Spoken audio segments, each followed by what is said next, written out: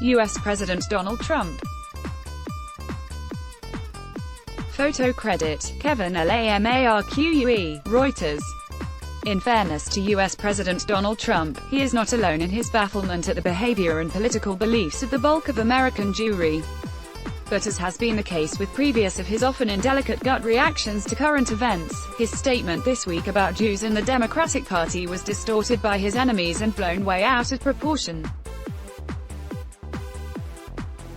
The scandal erupted when Trump responded to the vile press conference held on August 19 by anti-Semitic freshman congressional reps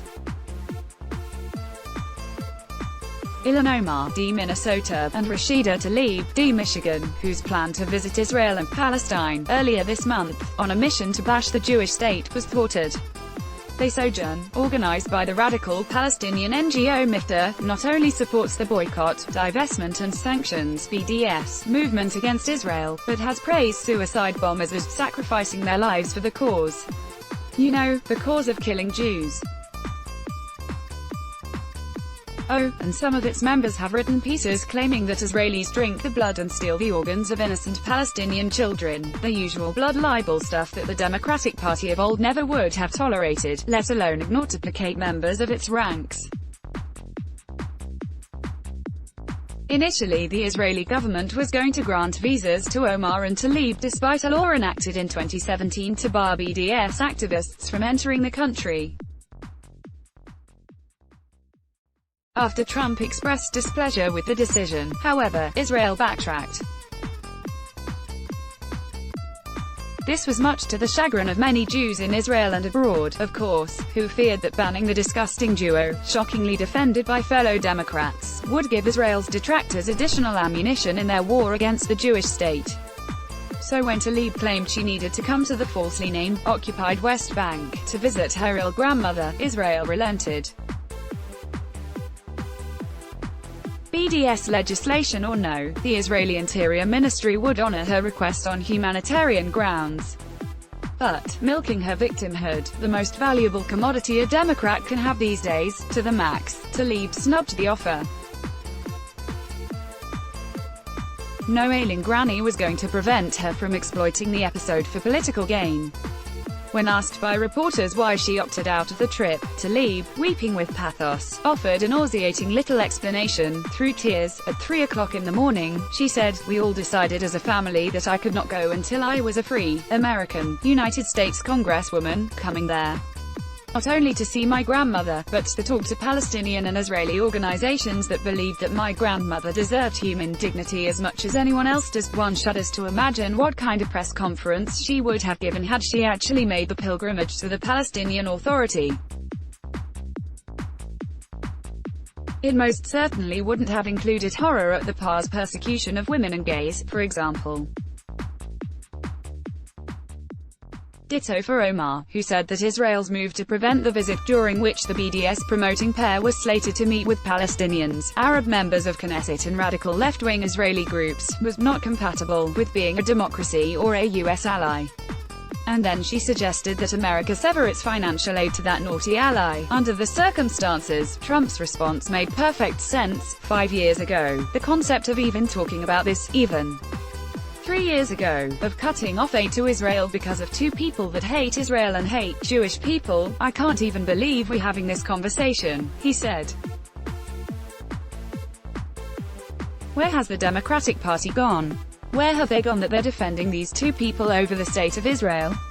And I think any Jewish people that vote for a Democrat, I think it shows either a great lack of knowledge or a great disloyalty, jumping disingenuously on the word disloyalty, which is anti-Semitic when employed as a slur to accuse U.S. Jews of caring more about Israel than they do about their own country. Anti-Trump Jews around the world went into a calculated frenzy. Nothing new there. Such Jews have been trying to pin the anti-Semitism label on Trump since his election, blaming him for everything from the Charlottesville riots to the Pittsburgh synagogue shooting to white supremacist Twitter trolls.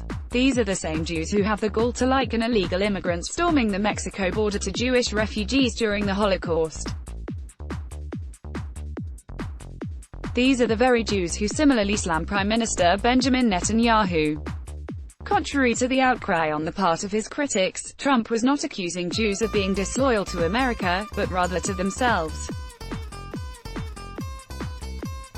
In his bull in a china shop way, he was inadvertently repeating the aphorism coined in the 1950s by social critic Milton Himmelfarb: Jews earn like Episcopalians, and vote like Puerto Ricans. In other words, Trump was expressing shock and disappointment that Jews would willingly betray their own interests. In his eyes, this means that they must be ignorant of the direction in which the party they overwhelmingly support has been going.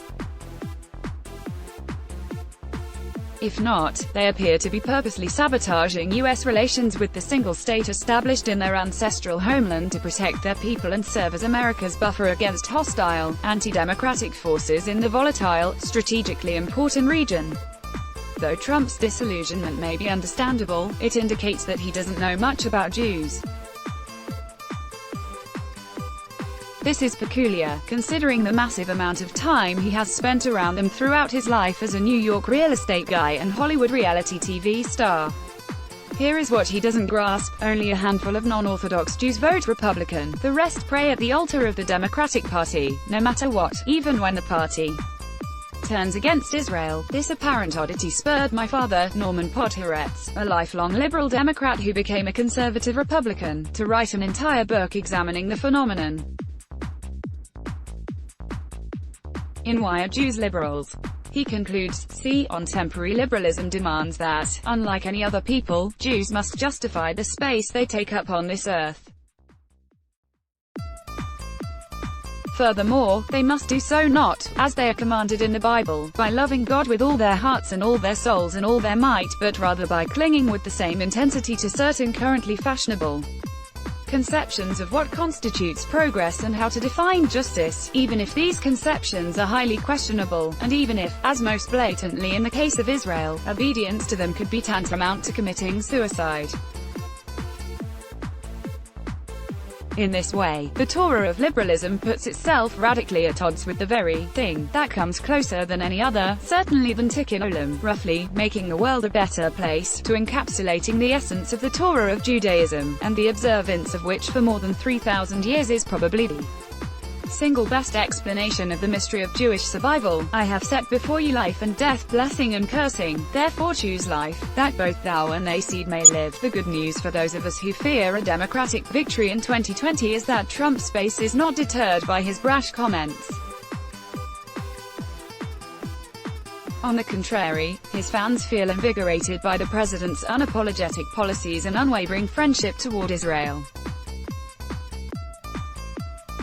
And since most Jews didn't vote for him last time, nor will they next year, the hysteria about his disloyalty comments, which were aimed as a wake-up call to an electoral sector that wants to stay asleep, will have little effect, other than to make it more difficult for American Jewish Trump supporters to chat at water coolers, attend cocktail parties or sit down to family meals without being ridiculed ruthlessly. Trump is not likely to learn any lessons from the latest uproar. But, then, neither are his rivals. Varkont equals back quote Join Jerusalem Post Premium Plus now for just $5 and upgrade your experience with an ads-free website and exclusive content. Click here greater than back quote, document, get element wired, link premium, inner HTML equals cont, function, vi, share on Facebook, share on Twitter, let's block ads. Why?